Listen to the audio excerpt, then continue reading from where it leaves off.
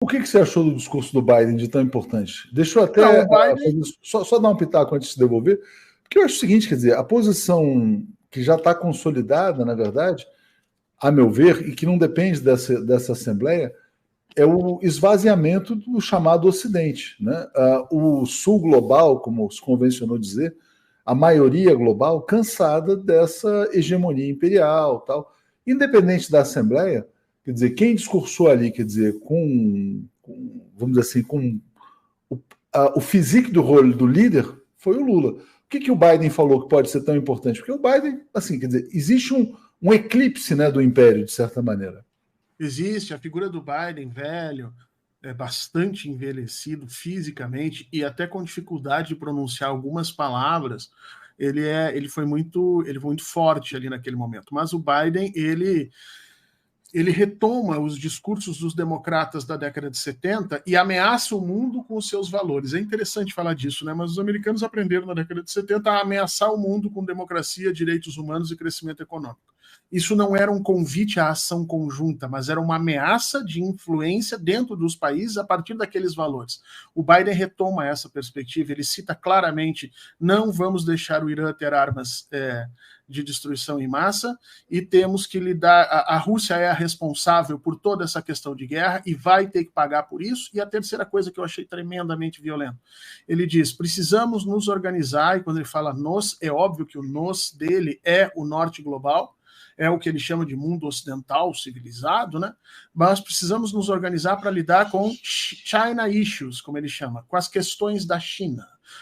Veja, a China não é mais um país, a China é um inimigo difuso, com enormes questões que estão colocadas ali, que precisam que o mundo se organize em cima. Então foi um discurso muito agressivo, foi um discurso que tocou de maneira muito lateral nas questões que o Lula tinha tocado anteriormente, foi um discurso muito mais pobre do ponto de vista de sentido, mas como nós estamos falando dos Estados Unidos, ele ainda leva muita força por conta dessa capacidade que eles ainda têm de direcionar os interesses internacionais. Mas é que havia uma esperança de que a presença do presidente pudesse induzir que se sentassem à mesa os grandes indivíduos que estão envolvidos na questão da Ucrânia e que não se levasse a guerra adiante, até porque a Europa está sofrendo muito, especialmente a Europa Oriental está sofrendo demais com essa questão toda da guerra. Então, se havia uma perspectiva de que as palavras direcionadas do presidente Lula, mais, obviamente, a manifestação do continente africano de cada vez mais se afastar dessa condição imperial, né, do imperialismo, especialmente do norte, pudesse levar esses países ocidentais a reverem as suas posições geopolíticas e dizerem: não vamos entrar em conflito, vamos tentar acertar essa ordem, que era o caminho que certamente o presidente Lula preferiria, mas não foi o que aconteceu. O Biden, ele se joga nessa disputa geopolítica como um texano da década de 70, inclusive escrevi sobre isso, assim, na década de 70 nós tínhamos aqueles texanos que falavam rau, rau, rau, e ameaçava todo mundo com armas, porque nós somos os fortes, e o Biden, de alguma maneira, ele fez isso, claro que com um pouquinho mais de sutileza, mas ele colocou as cartas na mesa dizendo, obviamente, que o conflito está colocado, o confronto está colocado. Então, nesse sentido é que eu acho que houve uma divergência com a fala do presidente Lula, e eu não sei efetivamente se a agenda que o presidente propõe e que o Guterres, o secretário da ONU, também propôs, porque o secretário da ONU, quando fala muito bem antes dos grandes problemas que a humanidade está vivendo, mas eu tenho a impressão que, infelizmente, por conta dessa questão geopolítica e da postura norte-americana, essas discussões vão ficar eclipsadas pela própria queda do Império Americano. Antigamente se dizia: ele vai cair e vai fazer o quê? Eu acho que ele vai levar uma parte do mundo com ele. Mas poderia ser diferente? Quer dizer, o discurso do Lula não teria que ser naturalmente um discurso antagônico ao do Biden?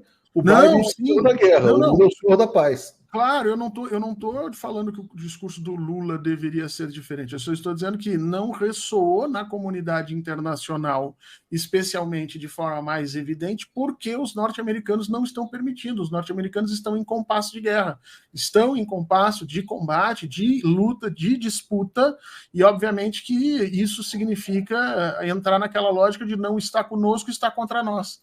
E é essa lógica que o presidente Lula está tentando fugir de todas as formas. Ele está tentando fazer com que o mundo não entre nisso.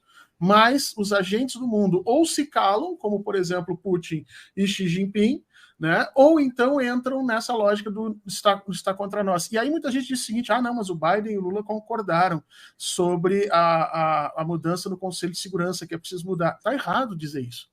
O Biden se comprometeu em mudar o Conselho de Segurança, mas para colocar a Índia.